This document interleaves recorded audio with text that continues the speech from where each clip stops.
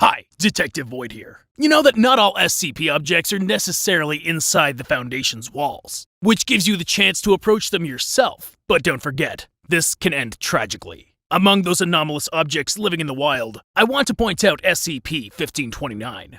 But before we talk about my investigation, it might be a good idea to take a moment and remind ourselves what it is exactly. This object lives on top of Mount Everest and never ventures below an altitude of 8,000 meters. In these conditions, ordinary people without special training die within several hours. Even experienced mountain climbers don't always cope well, and quite often die.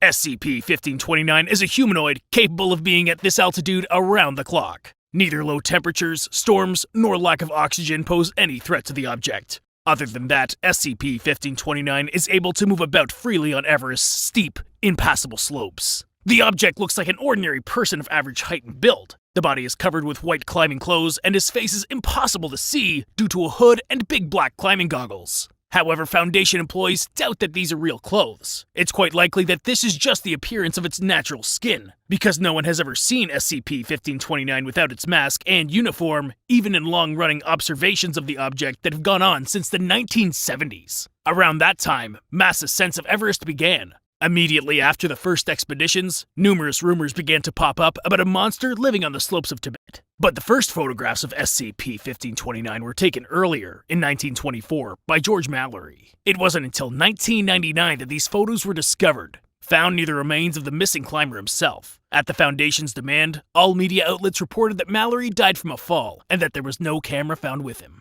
If these photographs end up on the internet by accident, access to them is blocked, and they're immediately removed. But from what we've seen, we can conclude that the object hasn't changed much since the initial incident, except for the fact that its glasses and clothes used to be a different color. To avoid risks, Foundation employees exclusively use telescopes and satellites to surveil the object. These methods also make it possible to record video footage of the object's activity. However, meteorological conditions make it much more difficult to monitor Scp-1529. Clouds often make video surveillance impossible. Surveillance is pretty much impossible at night, too. The object's temperature doesn't differ from the environment around it, so even thermal imagers are useless in this case. If weather conditions allow, observations can be made from a helicopter or plane. In the vast majority of cases, Scp-1529 remains stationary, either in a seated position or lying down. On average, the object remains in the stationary mode for about 23 consecutive days. Observers have also witnessed the object's longest and shortest times of immobility, 8 months and 17 minutes respectively.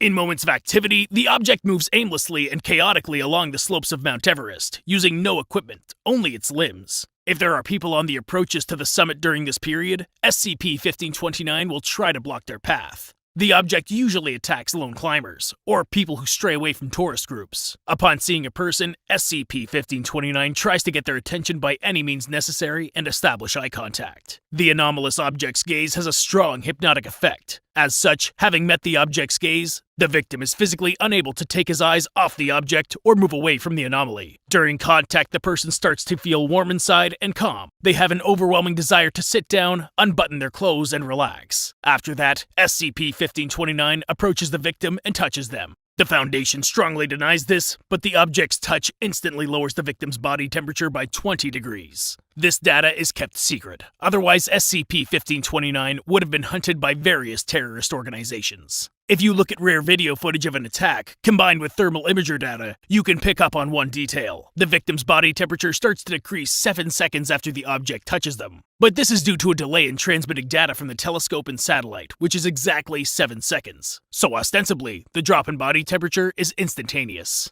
Nevertheless, it remains unknown what causes the subsequent processes within the victim's body. After dying, victims' bodies decompose and mummify at an abnormal rate. As a result, what are otherwise fresh corpses look like they've been on top of the mountain for several years. In the event of any fatalities after a run-in with Scp-1529, Foundation personnel from observation camps collect the bodies, perform autopsies, and then destroy them. All the dead are declared missing. According to the Foundation, Scp-1529's victims have accounted for about 80% of all climbers who died above the 8,000-meter mark since the very first Everest expedition. To avoid loss of life and limit contact with the anomalous object, the Foundation has established observation camps in Nepal and China. The Foundation created a special fake company called South Chumalungma Portage to conceal the camp's purpose. The exterior looks like a typical camp for mountain climbers, but inside the buildings are Foundation employees at work. During my attempts to get closer, personnel began to abruptly shut down the camp due to an alleged impending avalanche. Foundation staff take similar actions during SCP-1529's period of activity. Observation staff will then come up with various reasons to prevent people from climbing to the top. However, I needed evidence, so I went around all of the restrictions. My own expedition to Mount Everest was supposed to answer the following questions. What exactly is SCP-1529? What is its nature? And why does it feel the need to attack people?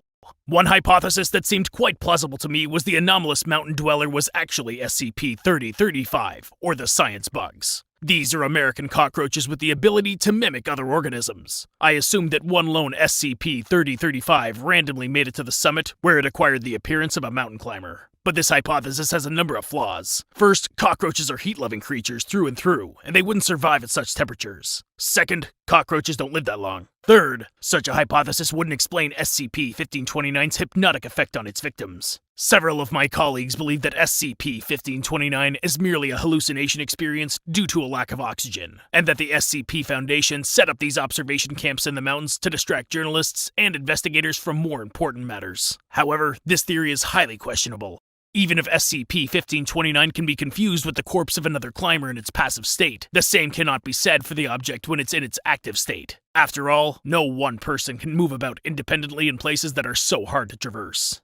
There's another theory which may seem more convincing. According to this conjecture, it's actually SCP-1000. That is a Yeti or Bigfoot hiding underneath a mountain climber costume. Proponents of this theory believe that the Yeti could have taken a dead person's climbing gear and put it on. Their intellect allows them to do this. On top of that, some Yetis could be close in size to the average person. But this theory does not stand up to my scrutiny. Yetis and humans have similar circulatory systems, so a Bigfoot's body temperature should also correspond to a human's. But SCP-1529's temperature is always equal to the air temperature at the maximum heights of Mount Everest. Moreover, those observing SCP-1000 die almost instantly due to the cessation of function in the cerebral cortex. Consequently, SCP-1529 is difficult to classify as any existing species. As it's life-threatening to observe this anomalous object, I did not cross the 8,000-meter mark. The object has descended below this level only twice in all history of observation, and this was most likely due to a temporary decrease in barometric pressure, where the level began to correspond to high-altitude indicators.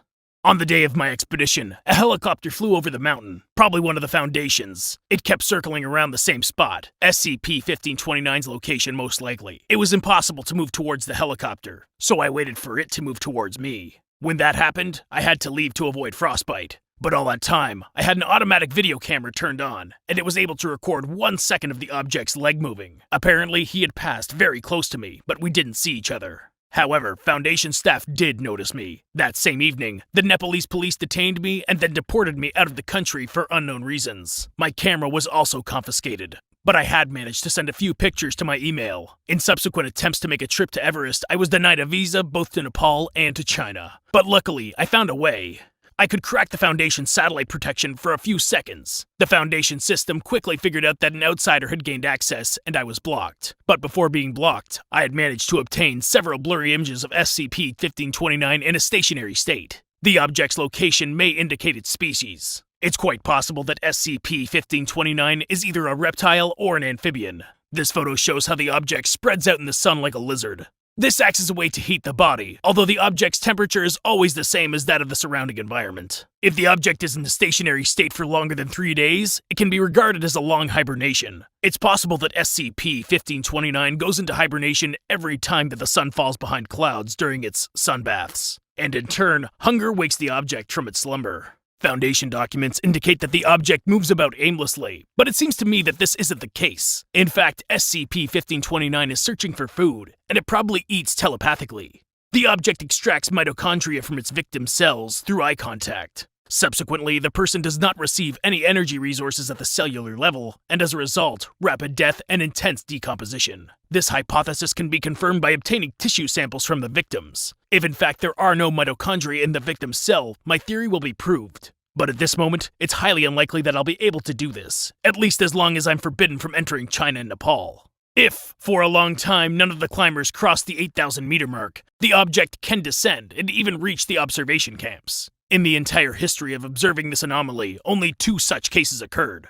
So I wouldn't be surprised to see the Foundation send Class D employees up there in the event of a hunger strike. As far as the object's climbing gear goes, I have my own assumption. It's probably some kind of snakeskin. Every few decades, SCP-1529 sheds its skin and grows a new one. As for me, this is the most logical explanation for the fact that, in the first images captured, the object's glasses and clothing had a different shade to them. According to my calculations, the object should shed its skin again in 2048. If the Foundation has any similar hypothesis, they can't prove them yet, although attempts have been made. Once, Class D employees were sent to capture the object. But after an hour, only 3 of 15 had managed to stay alive. So what do you think SCP-1529 really is? Is it a humanoid, a reptilian, or something else?